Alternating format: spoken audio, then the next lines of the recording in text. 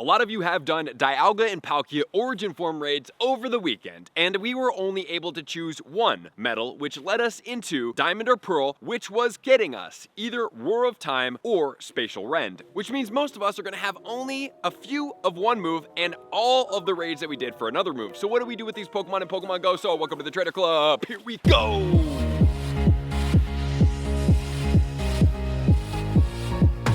Welcome back, everybody. What a weekend that was, and man, I am absolutely exhausted. Thank you guys for tuning into the live stream. It was a lot of fun trying to hunt those hundos. Unfortunately for myself, I came up short on both of those hundos. But for you guys, were you able to get a 100% IV Giratina Origin Form or Palkia form in Pokemon Go? I really want to know that, so please drop that in the comments and let me know, because for me, over the weekend, I didn't see that many like 91s, 93s, 96s, 98s, or 100% IV Pokemon. Obviously, I did not see those. I maybe saw 198 and maybe a 93. But besides that, I didn't really see anything else. And for some of you guys out there, I do see you guys commenting quite a bit on comments and other things. Oh, I got a 97% IV Pokemon, 95% IV. Those Pokemon percentages do not exist. That is Pokegenie or Calci IV or one of those programs looking at a Pokemon and not knowing what the IV stats are, and then they're giving you an average between the ranges of the two. So just for you guys to know, it goes 100% IV. With one stat missing, it's a 98. With two stats missing, it's a 96. With three stats missing, it's a 93. With four stats missing, it's a 91. And then it goes into 89 and down from there. So if you guys do see those stats missing, all you have to do is appraise the Pokemon and check it out and see which of them they are missing. Okay, just want to clarify that because I see it quite often so that you guys can be educated when talking to anybody else in Pokemon Go. So I'm like, wait, what? A 95%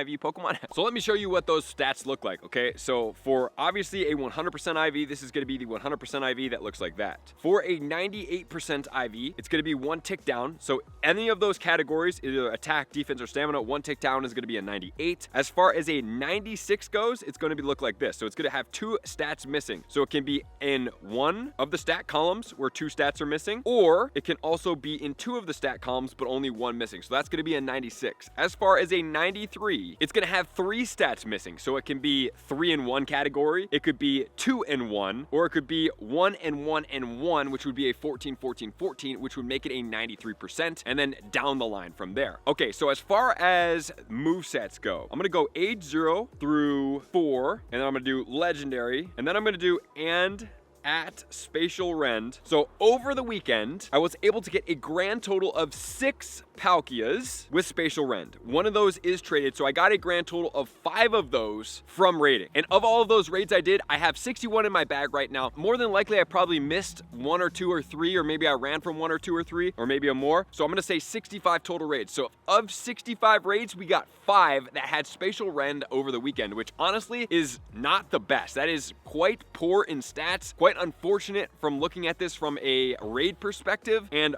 fortunately, I was able to get one shiny that did have Spacial Rend, so I can do that for a trade in the future. So if we're looking at those odds, 5 out of 65, it looks like in and around 8% of the Pokemon that were coming out were getting Spacial Rend from what I gathered. You guys can let me know what you had. And then also for the Dialga, obviously every single one did have it except 1 or 2. In the best of the best video, I talked about how powerful Palkia is in the Origin form. Palkia in the Origin form is very powerful, but it absolutely must have Spacial Rend. And Dialga in the Origin form is stronger than the regular form Dialga. However, it must have Roar of Time. And as of right now, they do not have those moves to be able to Elite TM onto those Pokemon. So I have 3 theories of what could be happening here. Number 1, they want you to trade those Pokemon. Number 2, they have Elite TMs available right now, but these brand new moves have adventure effects, and they may not have the programmability or the know-how or quite figured out yet without introducing a bug into the game, which does happen with Niantic, that they can't get these Pokemon's moves separated with the adventure effect, or they want to include the adventure effect. Or number 3, which I hope is not going to be the case, but my third option is that you're going to have to either pay for some type of enhanced premium item beyond an Elite TM to be able to get an Elite TM move with an adventure effect to go into play with this Pokemon. So I sure hope that that's not the case. But what do you do with these Pokemon? I highly suggest that you guys do not transfer any, I repeat,